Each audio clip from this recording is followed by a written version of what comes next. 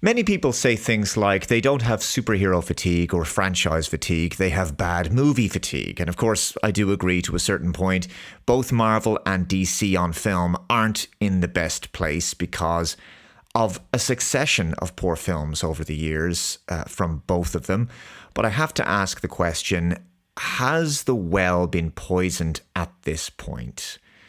To the point where even when a really good superhero movie is made, sometimes people just don't show up because they're tired of so many poor superhero films. Case in point, last year's Fantastic Four First Steps. It wasn't a bad movie at all. I actually quite liked it. I thought it was a good film. I think it had a real MCU Phase 1, Phase 2 kind of feel, actually. In fact, I thought it felt like an early 2000s superhero movie.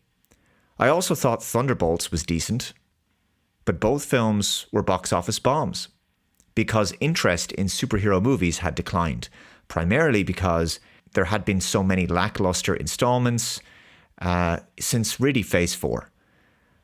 And I think if both of those films had come out several years ago, they would have done really well.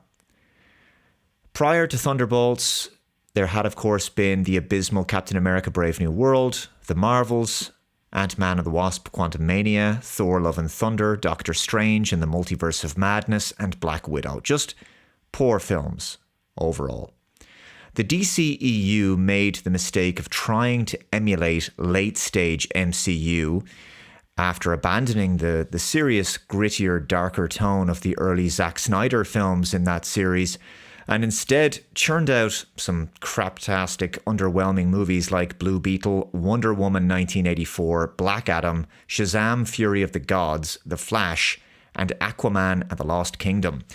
While I think there's credence to the argument that there's an oversaturation of superhero films, especially because of the MCU, let's be honest, and the sheer staggering volume of movies and TV shows in that franchise, I think the primary cause of the decline in interest in the genre rests with its rapid decline in quality following the pop culture event of the concluding Infinity Saga two-parter, Avengers Infinity War and Endgame. Those films from 2018 and 2019 brought the superhero movie genre to a stratospheric cultural significance.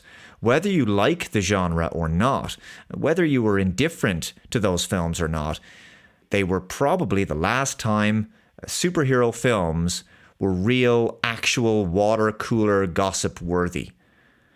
It's worth stating the obvious that Marvel has had more recent success with their films than DC. Focusing mainly on DC's relatively recent movies, they have produced some highly praised ones over the past 15 or 20 years. The Dark Knight trilogy, Joker, Watchmen, Man of Steel, Wonder Woman. But compared to Marvel, the consistency is lacking. The early phases of the MCU were very tightly managed in terms of the overarching story and writing and production quality. That quality control appears to be lacking now.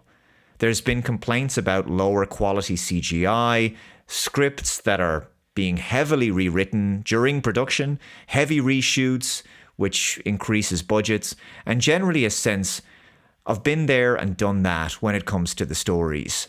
The MCU has been the main driver of the ubiquity of superhero films since 2008, but right now the horror genre is enjoying a resurgence, and this summer indie films such as Backrooms and Obsession surpassed several popular franchise films. Superhero films will always be popular, but the sheer number of them produced each year will likely decline, and also the current state of the MCU and the new DCU demonstrates to us that it's becoming more difficult to maintain an ongoing cinematic universe in that genre. That being said, the MCU will likely strike gold again with the always popular Spider-Man film series. Spider-Man Brand New Day is coming out this month, and I think it'll do very well. And DC's Clayface could be a surprise hit. It could go either way, and that's coming out later this year. But even Marvel is having to pin their long-term hopes on rejuvenating the franchise with the big cameo multiverse reunion bonanza of Avengers Doomsday coming out in December of this year to try to restore interest in the saga again.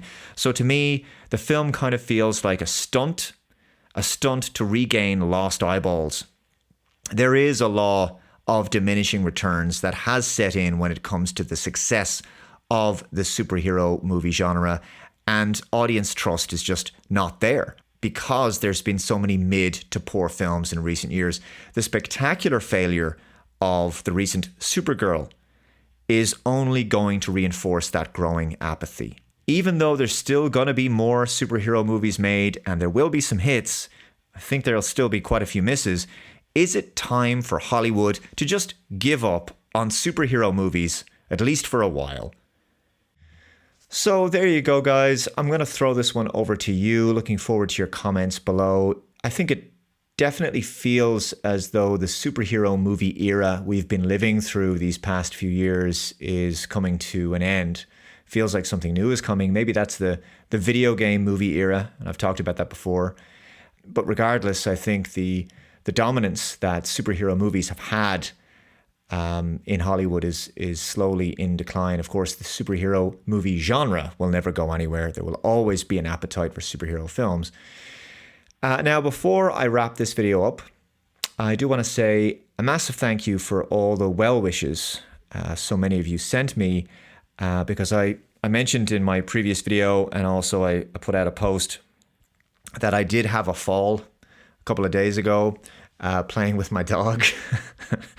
I slipped in the house, and after an x-ray yesterday, which I have to say, I went to the hospital and I got seen to pretty quickly, much faster than I thought I was. Kind of all done and dusted within, I'd say, about 2.5 hours, which was great. But they did confirm, unfortunately, it's a bit worse than just tendons. I did actually break my ankle. But it's a relatively clean break, so no bones are out of alignment.